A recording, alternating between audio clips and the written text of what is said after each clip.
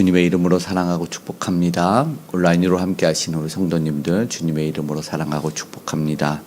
오늘 함께 읽은 이사야서 20장 1절에서 6절의 말씀 가지고 또 달려가서 도움을 거둔 나라라는 제목으로 함께 나누기를 원하는데, 본문은 이사야서는 짧은 본문이었지만 메시지는 분명하게 있습니다. 특별히 3절의 말씀인데요. 3절의 말씀을 통해서 나누기를 원하는 것은 이사야가 3년 동안 벗은 몸으로 선지자의 직분을 감당하는 것, 그리고 그것이 무엇이냐, 애국과 그수에 대하여 징조와 예표가 되었다. 이 두 가지 내용으로 한번 나누기를 원합니다. 먼저 선지자의 삶을 한번 돌아봤으면 좋겠습니다. 오늘 특별히 날씨가 춥지만 또 추운 날씨를 뚫고 일터로 나가고 또 맡겨주신 그 직무를 다하는 그런 많은 이들이 있지 않습니까? 그것은 자신에게 맡겨준 것 때문에 그렇지 않습니까?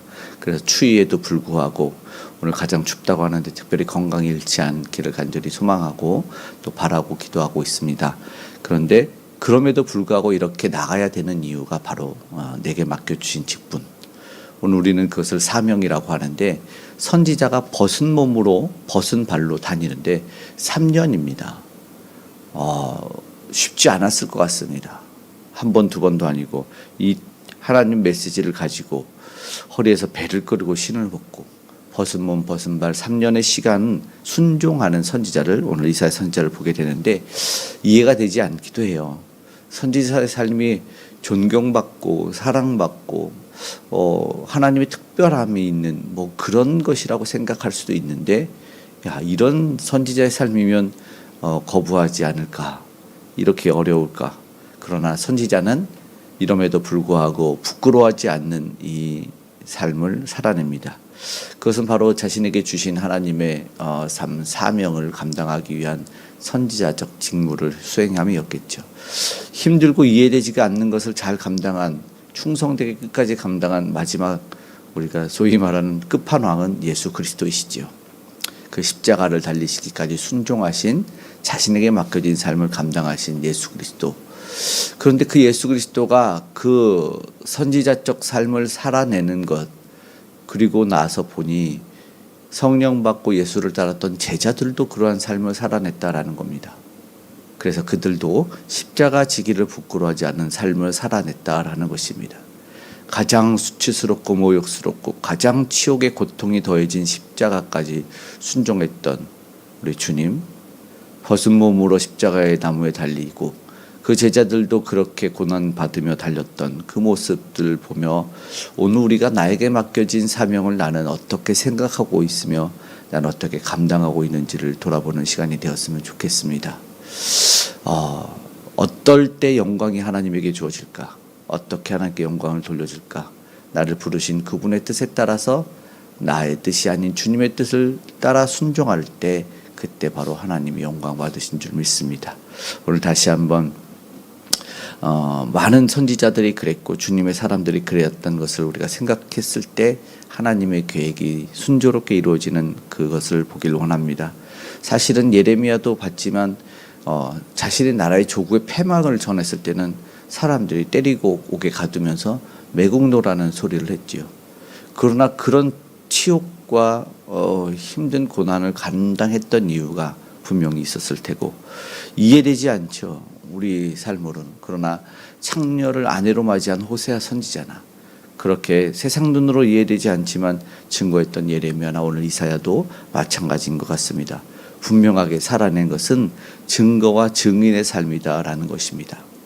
우리는 우리에게 주어진 증인의 삶을, 오늘 증명의 삶을 살아내고 있는지를 우리가 되돌아보기를 원합니다. 어쩌면 하나님의 뜻이 이 대적의 멸망이 아니었지 않습니까? 그러나 축복이었고 하나님의 뜻이 무엇인지를 분명하게 전하는 것이 중요했을 것 같습니다. 그런데 오늘은 말씀드린 징조와 예표다라는 것을 우리가 보게 됩니다. 3절 끝에 애굽과 구스에 대한 징조와 예표. 그러니까 선지자가 왜 그러한 삶을 이해되지 않게 사냐면 하나님의 뜻, 그것이 징조와 예표. 그러니까 결국은 하나님의 구원의 계획 때문이다라는 것입니다. 오늘 말씀을 보면은 그렇게 이야기합니다. 너희들이 구스와 애굽이 벗은 몸과 벗은 발로 포로로 끌려갈 것이기 때문에 선지자가 그것을 감당해서 이야기하고 있습니다. 그런데 보니까 하루가 아니라 3년입니다. 3년 동안 보여줍니다. 그러면서 많은 이들은 묻지 않습니까? 왜 그런 일을 하느냐? 너희가 의지하고 있는 애굽과 구스가 그렇게 될 거다라는 메시지를 분명하게 전하고 있어요. 6절의 말씀을 보면 이렇게 말합니다. 이스라엘이 의지하려고 했던 나라, 그러니까는 6절 표현에는 우리가 믿던 나라, 우리가 믿던 나라가 그렇게 될 거야. 이사야 선지자 말로는 이 조국의 민족의 사람 모든 백성에게 우리가 믿는 나라가 이렇게 될 건데 왜 우리가 그 나라를 믿어야 됩니까? 그러면 안 됩니다라는 메시지가 분명하게 전달되고 있는데, 그런데 그럼에도 불구하고 아니겠지, 괜찮겠지라는 그런 안일함에 빠져 있다라는 것입니다. 그것이 계속해서 나의 의지의 대상, 나의 기쁨의 대상, 나의 구원의 대상이라고 생각해서 붙들고 있었다라는 겁니다. 자신에게 대입하지 않고 우리는 어쩌면 말씀을 타인에게만 대입하려고 할 때가 많이 있어요. 그 사람도 못하는데, 아니 그 사람이 더 해야 될 것 같은데 라는 그런 것이죠. 오늘 우리는 하나님이 내게 주신 메시지가 분명하다면 그 메시지를 붙들고 순종할 수 있기를 기도하기를 원합니다. 한 번 더 6절의 말씀을 인용하자면 6절의 말씀에 분명하게 이렇게 기록이 되어 있어요. 달려가서 도움을 구하던 나라, 급할 때 찾았던 나라가 그렇게 된다라는 겁니다. 내가 나에게 정말로 희망을, 구원을 줄 나라였을 것 같아서 위급할 때 달려갔던 나라가 그렇게 된다는 것을 통해서 깨닫기를 원하는 거죠. 하나님이 숨어있는 건 말하지 않아도 정말 급할 때는 나에게 오라, 정말 너희들이 구원을 받고 싶으면 내게 오라라는 분명한 메시지가 있는데 그러지 않은 이스라엘 백성들, 자녀들에 대한 그리고 그들이 의지했던 나라의 패망도 그러한 이유였다라는 것을 보게 됩니다. 그러니까 우리의 짧은 생각과 시선을 넘어서야 되는 것이죠. 그런데 오늘 우리가 정말로 힘들고 고날 때 달려가는 분이 누구인지를 잊으면 안 됩니다.